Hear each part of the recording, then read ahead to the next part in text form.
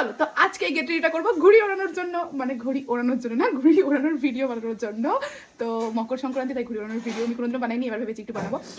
তো আমার চুল তো রেডি হয়ে গেছে, আর ও মাই গড এরকমভাবে কার্ল করে এত প্রিটি লাগছে আমার চুলটা। ওটা কি ফার্স্ট টাইম ইউজ করছি হচ্ছে সানস্ক্রিন, বিকজ ছাদে শ্যুটটা করবো তার জন্য, আজকে রোদ আছে প্রচুর, তাই সানস্ক্রিন আমাকে ইউজ করতেই হবে।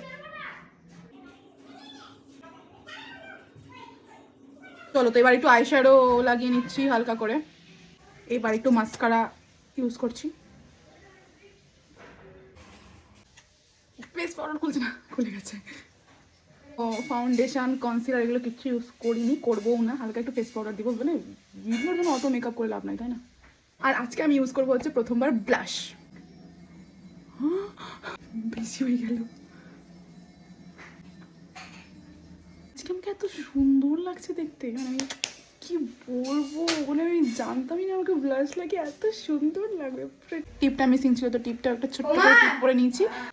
And here is my final look. তো আজকের জন্য আমি একদম রেডি ভিডিও করার জন্য।